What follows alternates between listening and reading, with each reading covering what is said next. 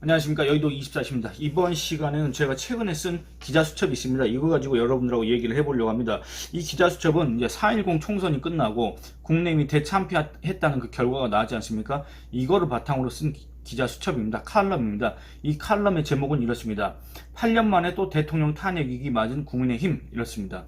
여러분들 지금 대통령 탄핵을 언급하기에는 좀 이른 거 아니냐? 너무 지금 탄핵 쪽으로 몰아가려고 하는 거 아니냐? 이렇게 또 얘기하시는 분들이 계실 것 같습니다. 근데 여러분들, 제가 이 본격적인 내용을 얘기하기 전에 한 가지 말씀드리고 싶은 거는, 저는 제가 관찰자라고 계속 말씀드린 이유가 제 직업도 그렇기 때문이고, 그 다음에 저는 어떤 특정 정치인이나 특정 인물을 갖다가 지지하거나 옹호하고 싶은 마음이 없습니다. 다만 제가 이런 영상을 만드는 거는 그렇습니다. 이 사실과 들어맞지 않는 그 주장을 해대는 사람도 있습니다. 그리고 이 지금 현재 이 정치권에서 일어난 일들을 갖다가 분석을 하고 이런 것들을 여러분들하고 공유를 하기 위해서 하는 것이지, 그 누구를 편들어주기 위해서, 그 누구를 옹호하기 위해서 하는 게 아닙니다. 뭐 그 사람이 윤석열 대통령이 됐건, 한동훈 전 위원장이 됐건, 이재명 더불어민주당 대표가 됐건, 그 누가 됐건 마찬가지입니다.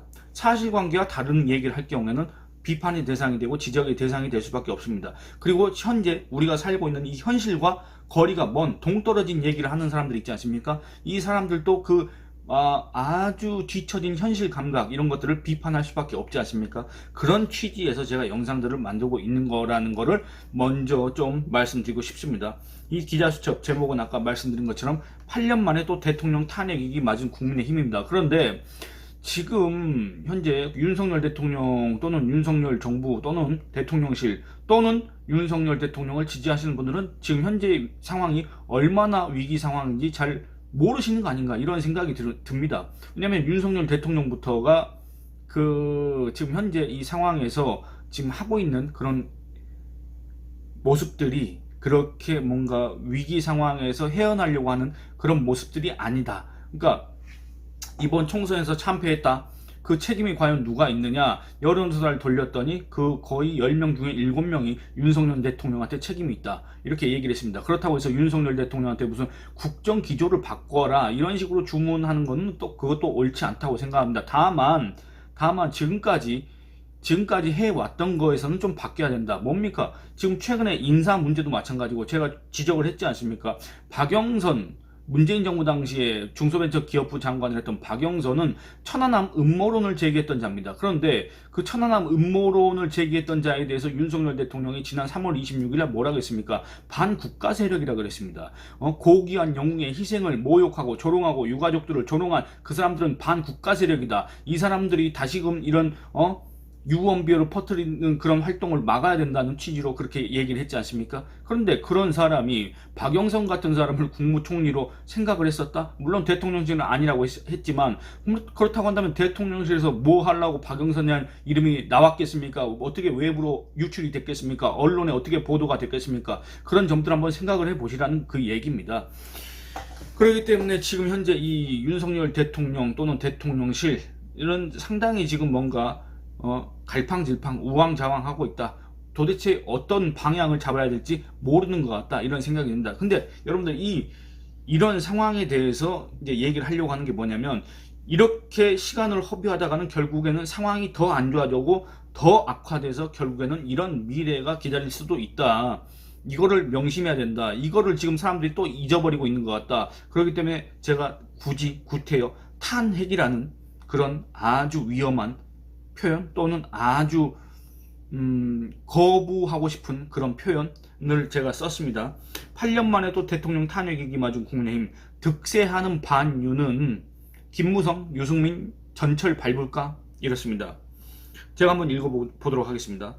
국민의힘이 21일 총선거에서 참패했다. 전체 254개 선거구 중 집권 여당이 이긴 곳이 35%에 해당하는 90곳에 지나지 않는다. 이럼에도 국민의힘 지지층은 개헌 탄핵 저지선 100석을 사수했다고 안도한다. 이재명과 조국이 마음만 먹으면 야권 독자적으로 대통령 탄핵 소추안 가결과 헌법 개정을 강행할 수 있는 200석을 확보하지 못한 데 안심하지만, 현재 각 정치 세력의 움직임을 보면 22대 국회가 끝날 때까지 불안한 상황이 지속될 수밖에 없다. 이재명 더불어민주당 대표는 이번 총선 기간 직접적으로 대통령 탄핵을 언급하진 않았다. 회초리, 옐로카드, 경고 등의 표현을 써가며 유권자들에게 윤석열 정권 심판을 촉구했다. 다만 그는 4월 8일 유세 연설에서 여러분이 받게 될 투표용지가 바로 옐로카드라고 하면서 이번에 옐로카드를 줬는데도 계속 반칙하면 언젠가는 레드카드를 줘야 할지 모른다고 말했다. 총선에서 투표 결과로 윤석열 정권에게 경고를 했는데도 이를 무시한다면 대통령 탄핵을 추진하겠다는 의지를 밝힌 것으로 해석되는 대목이다.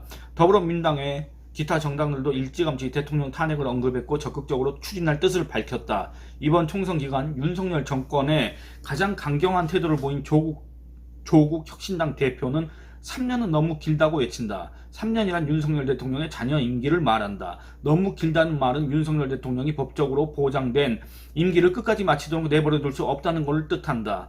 즉 윤석열 탄핵을 시사한 것이다.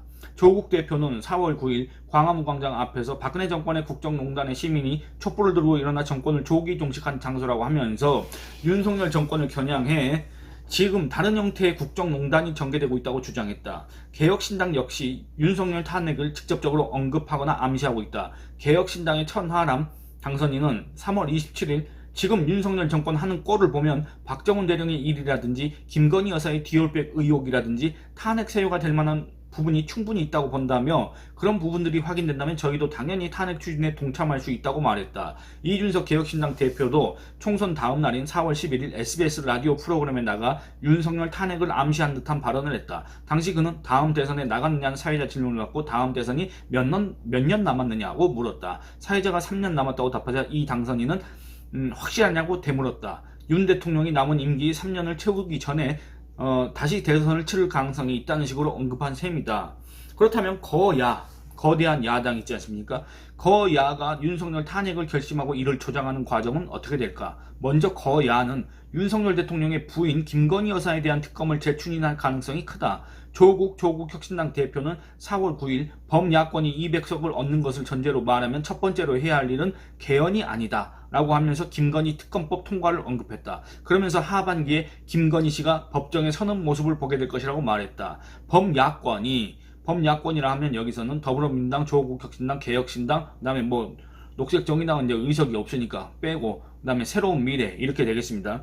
범야권이 새 국회에서 다시 김건희 특검법을 통과시킬 경우 이에 대한 거부권을 행사하기 어려운 상황이다. 정권 초반과 달리 김 여사에 대한 우호적 분위기가 지지층 사이에서마저 사라져 이를 옹호할 세력이 없고 사적 이유로 대통령의 거부권을 남발한다는 거대 야당의 공세에 직면할 수밖에 없기 때문이다. 또한 윤석열 정부 심판이란 민의를 무시했다는 식으로 반발할 가능성이 크다. 윤 대통령이 실제 거부한다고 해도 현재 거야 의석과 국민의힘 반윤 또는 비윤 세력의 규모를 고려하면 재의결도 어렵지 않기 때문에 김건희 특검법의 경우 제2요구권, 그러니까 대통령의 거부권을 얘기합니다. 이 거부권은 무용지물이라고 할 수 있다. 그렇게 해서 대통령 배우자가 특검 조사를 받고 그 모습이 계속 언론에 보도되고 그 과정에서 불분명한 의혹들이 유포, 확대, 재생산될 경우 상황은 2016년 박근혜 전 대통령 탄핵 당시와 비슷하게 흐를 가능성이 있다. 여기에 이재명 더불어민주당 대표의 사법 리스크가 재점화할 경우, 그러니까 여러분들 지금 이재명 대표의 사법 리스크는 현재 약간 소강 상태입니다. 왜냐? 아직 판결이 나오지도 않았고 아직 언제 그 판결이 나올지도 모르는 상태입니다. 지지부진하지 않습니까? 그런데 이게 이 재판부, 사법부가 이재명에 대해서 유죄를 선고할 가능성이 있다. 이런 조짐이 보일 경우에 어떻게 되느냐. 윤석열 탄핵은 급속도로 추진될 위험이 있다. 차기 대권을 꿈꾸는 이 대표가 자신의 사법 리스크와 관련해서 궁지에 몰렸을 때 이걸 타개할 수 있는 방법은 대통령이 되는 것뿐이다. 사법부가 더불어민주당 의석수, 더불어민주당의 정치적 압박, 그 당 지지층의 파상 공세에도 굴하지 않고 이재명 유죄를 선고한다면 또는 이를 확정하려 한다면 이 대표는 대통령 탄핵을 추진할 수밖에 없다. 대장동 사건 변호사로 이번 총선에서 당선한 5인방 중 한 명인 김동아, 이 사람은 서울시 서대문 갑에서 당선된 사람입니다. 원래 지금 변호사입니다. 김동아 변호사가 얘기한 사법부에 대한 민주적 통제란 미명하에 사법부 압박이 먹혀들지 않는다면 거야 의석을 앞세워 대통령 탄핵과 조기 대선 전국으로 끌고 갈 수밖에 없다. 이런 예상에 대해 일각에서는 여러 반론을 제기할 것이다. 먼저 헌법상 대통령 탄핵소추는 그 직무집행에 있어서 헌법이나 법률을 위배한 때에 할 수 있는데 그게 가능하겠느냐는 것이다. 의혹만으로도 대통령을 탄핵소추해 그 권한 행사를 정지시킬 수 있고 끌어내릴 수 있다는 전례가 이미 있기 때문에 윤석열 대통령의 경우에도 가능하다. 그리고 대통령 탄핵소추는 국회 제적의원 과반수의 발의와 국회 제적의원 3분의 2 이상의 찬성이 있어야 하는데 그게 가능하겠느냐는 질문이 제기될 수도 있다. 과거 박근혜 전 대통령의 탄핵 과정을 보면 가능하다. 지금 더불어민주당과 그 위성정당, 조국혁신당, 개혁신당, 새로운미래, 진보당의 의석 총합은 192석이므로 탄핵소추까지는 8석이 더 필요하다. 국민의힘과 국민의미래의 경우 22대 국회의원이 될 108명 중 비윤, 반윤 성향 인사들은 벌써 윤석열 정부에 이런저런 훈수를 두고 있다. 이들이 박근혜 탄핵 당시 김무성 또는 유승민의 전철을 밟지 않는다는 보장은 없다. 국민의미래에서 비례대표를 받아 국회의원에 당선된 이들도 그 이념과 정치적 성향이 불분명하다. 그들 18명 중 일부만 거야 주장에 동조해도 2016년과 같은 국정 혼란이 되풀이될 수밖에 없다. 제가 이렇게 칼럼을 썼습니다. 여러분들 어떻습니까? 여러분들 지금 현재 단순히 국민의힘이 총선에서 졌다, 총선에서 상당히 안 좋은 성적을 거뒀다, 이런 문제가 아닙니다. 어떤 사람, 소위 말하는 친윤이라는 사람 중에서 박수영이라고 있습니다. 이 국민의힘 이제 국회에 들어가면 이제 그 사람 재선인데 이런 소리 했지 않습니까? 우리 성적 좋다, 2020년과 비교를 해봐라, 이렇게 얘기했지 않습니까? 물론 참 또 이런 얘기하면 윤석열 대통령 책임론밖에 되지 않는데, 집권 여당에서 대통령이 그 선거 기간에 몇 번씩이나 이렇게 지지율이 출렁거리는, 지지율을 폭락시키는 그런 언행을 했다. 이런 걸 고려했을 때 108석 얻었다? 물론 그걸 감안하면 잘한 성적이다. 하지만 그렇다고 하더라도 2020년보다 그러면 우수하냐 양호하냐, 그건 또 아니지 않습니까? 그런데 여의도 연구원장까지 했다는 이 사람이 이런 소리를 하면 어떻게 되겠습니까? 그리고 이런 사람들이 지금 단순히 성적 괜찮다, 이 정도면 할만했다, 이렇게 얘기하지만 그게 아니라, 거기서 끝나는 게 아니라 사실은 지금 이런 식으로 나가다가는, 그리고 윤석열 대통령 지지율은 계속 떨어지고 있습니다. 아마 더 떨어질 가능성이 큽니다. 왜냐? 보수층도 점점 윤석열 대통령에서 이탈하고, 원래 윤석열 대통령을 반대했던 사람들, 그 사람들은 원래 지지를 하지 않기 때문에 저쪽에 가 있는데, 그나마도 이 윤석열 대통령을 지지했던 사람들마저도 저쪽으로 가버린다, 그 말입니다. 지금 상당히 위험한 상황입니다. 그래서 제가 아까 말씀드렸던 그 얘기 있지 않습니까? 예를 들어서 지금 해병대 그 상병, 그 사람 있지 않습니까? 순직 사건, 그것과 관련해서 특검이 이뤄진다? 그것도 위험하다, 이렇게 얘기하는 사람이 있겠지만, 그게 어떻게 대통령까지 올라갈 수가 있겠습니까? 이 지금 더불어민주당이나 조국혁신당이나 개혁신당이나 이런 당들이 노리는 것은 바로 윤석열 대통령의 배우자 김건희 여사입니다. 이 김건희 여사를 특검에 조사를 하고, 그 다음에 매일매일 그 소환을 하고, 그리고 이 김건희 여사 사건도 아니고 김건희 여사 관련 의혹, 정체가 불분명한, 실체 불분명한 그런 의혹들이 매일매일 언론 지면에 도배가 되고, 그럴 경우에는 윤석열 정권의 지지율이 또 어떻게 되겠습니까?